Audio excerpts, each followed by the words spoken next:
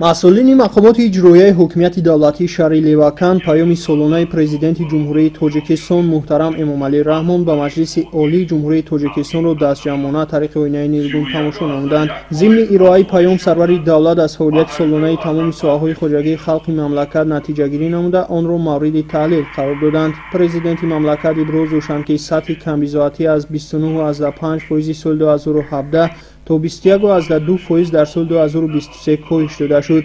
در 12 ساله اخیر سطح زندگی مردم مملکت تدریجاً بهتر گردیده، نشان دهنده سطح کمبیزاتی از 83% سال 1999 تا 62% در سال 2023 پس گردید.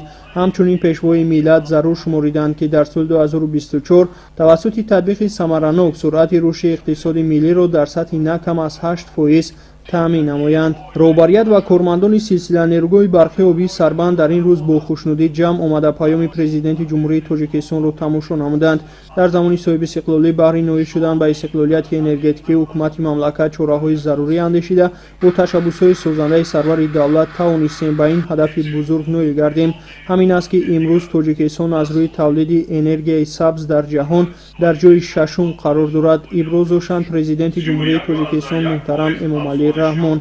مسئولین و کارمندان شبکه‌های برق شهر نیز پیام سالانه سرور دولت را تماشا نمودند که برایشان خوشایند بود. سرور دولت تاکید نمودند که ما تصمیم گرفتیم که سال 2025 اگریگات سیوم نیروگاه برق آبی روغن را به استفاده دهیم. وابسته به این در سال 2023 از حساب بودجه دولتی بیش از 5 میلیارد سومانی روانه گردید. حالا در این انشاءات مهم عصر 15,000 نفر متخصصان و کارگران و 3,500 تکنیک ساختمانی فعالیت دارند. تذکر دادند پرزیدنت مملکت. همزمان در این روز استادان و دانشجویان فیلیال دانشگاه بین‌المللی سیاحی و صاحبکاری تاجیکستان در شهر لیوکند از ارائه پیام پرزیدنت مملکت اظهار خوشنودی نموده آن را سرجمعانه تماشا نمودند.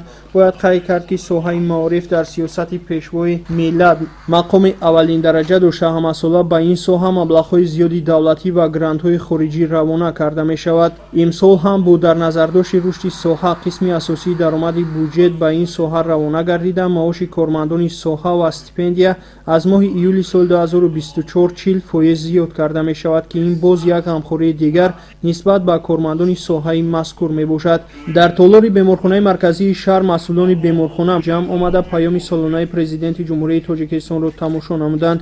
سرور دولت در هر یک پیامشان ساحه تندرستی را در بخش علیحده مورد تحلیل قرار داده سالمی جامعه را از فعالیت پرثمر کارمندان ساحه تندرستی مملکت ابراز می‌دارند. برای کارمندان مقامات حفظ حقوق پیام سرور دولت خوشایند بود، زیرا از 1 ژانویه سال 2024 معاش کارمندان این ساحه 40% بلند گردیده. در نیکو احوالی کارمندان نقش سازگار می‌گذارد. سال 2024 در مملکت بخشیده به 30 سالگی قبول کنستیتوسیون جمهوری تاجیکستان سال معرفت حقوقی اعلام گردید. پیشنهاد داخلدار ضمن ارائه پیام پرزیدنت جمهوری تاجیکستان محترم امامعلی رحمان و مجلس عالی جمهوری تاجیکستان منظور گردانیده شد. همزمان در این روز کارمندان مالیه، اندوز، اگنتی مینن، مجرد و شغل اهالی، بانک، جماعت‌ها و دیگر کارخانه‌های مؤسسه‌های شهر لیوکند با پیام ارائه گردیده پرزیدنت جمهوری تاجیکستان به مجلس عالی مملکت توجه نموده آن را همچون راهنمای فعالیت منبعه خویش استفاده می‌نمایند.